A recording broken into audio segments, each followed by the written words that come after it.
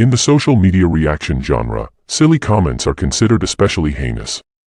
At Dear Woke Christian, the dedicated content creators who investigate these horrible comments are members of an elite squad known as the Dusty Comments Unit. These are their stories. And just like that, ladies and gentlemen, we are back. Let's get at it. I got a special Dusty comment for us today.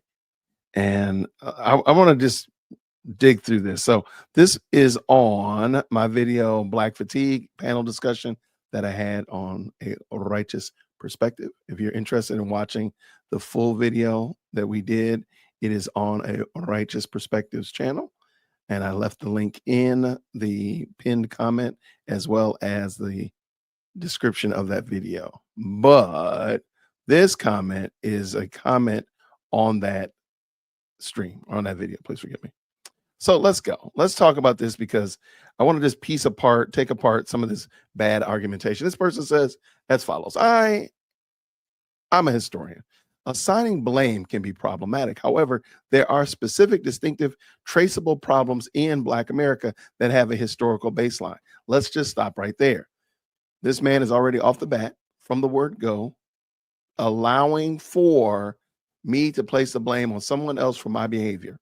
That's problematic. That is akin to saying that somebody has a predisposition to violence. Somebody has a predisposition to thievery. Somebody has a predisposition to any other behavior. They're not taking accountability. Let's keep going. Let's keep going. That is not being addressed here because there is not someone who is addressing it. And that is a terrible shame. Leaving that aside, why isn't someone talking about cutting edge of trauma research? Let me just stop right here. Because we don't need to. We don't need to research trauma. We're talking about accountability. And this person right here, though he's a PhD, though he's a historian, is giving duck and cover for bad behavior. Let's keep going. There is a Black woman PhD who has, I almost felt like this was a troll sentence. Listen to the sentence. There's a Black woman PhD who has her own animal research laboratory studying epigenetics and generational trauma. Why would you bring animals into this discussion? Are we supposed to? So, okay, let's just pretend that animals have some kind of generational trauma. What's that got to do with humans, though?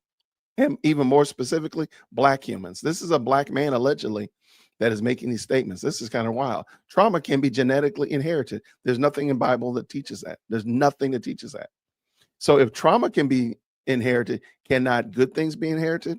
What level of trauma? What if I have trauma late in life? Does that transfer differently than if I have it early in life? This is silly.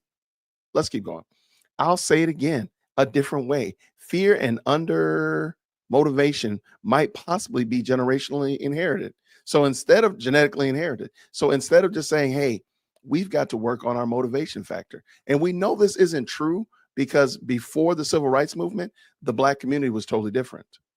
This is actually relatively new to the Black experience. What we're talking about today, what we see now today, what is being labeled as Black fatigue, isn't something that our great grandparents dealt with.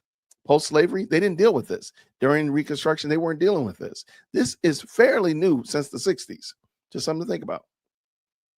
Now, let's pick up this historical fact element again. Join it with epigenetic research and consider this. How can any discussion of this nature provide something to offer? Did he say aloud, I've got plenty of Black friends, without analytically inclusion of all antigenisms to Black communal growth?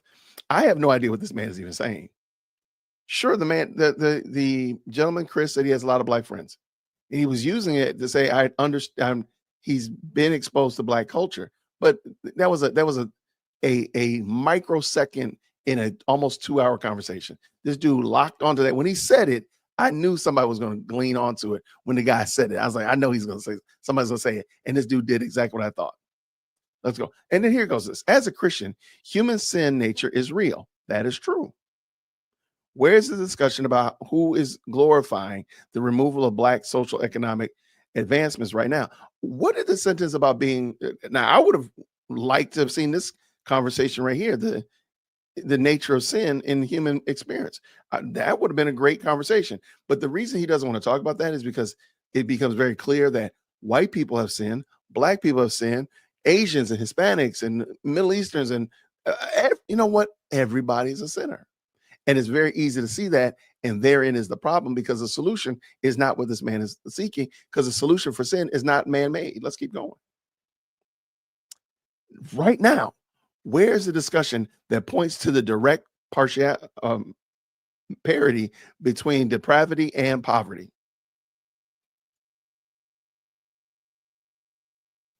I think this dude done talked himself into his own trick bag. Look at this. Did Jesus talk about depravity, or did he talk about poverty? Well, actually, he talked about depravity much more, because the depravity was leading to their poverty. See, this guy, and I always tell people, hey, if you want to shoot me an email, man, shoot me an email. We can have a conversation on email about this, or hey, I might even bring you on the show.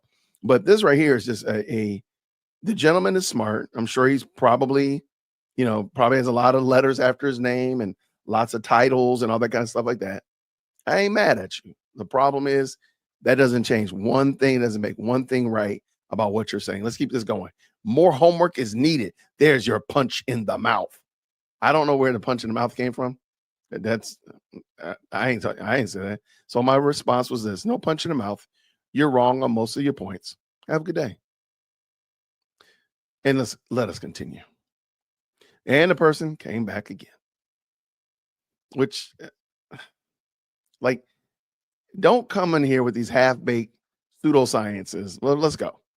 That's the exact rejection I was expecting. Sadly, a rejection without engagement is common from our people seeking to build their success on the hard work of our Christian ancestors, like Fred Scuttleworth and Fannie Lou Hamer. Look them up without honoring their sacrifices. What in the name of what are you talking about? I do not. Let me tell you this real quick. You can be a Christian and not bow the knee and honor the sacrifices of anyone except Christ. That's it. You don't have to kowtow. You don't have to break your back because of anybody that God has used to bring about salvation into your life. You're not required to do that. You don't.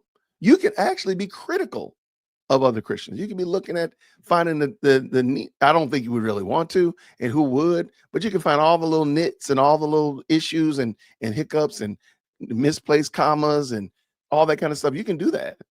But I don't really know why you'd want to do that, but you got my point. You don't have to do any of this. This is, again, and I've said this many times, worshiping your blackness and critical race theory is a cult. It's a different religion.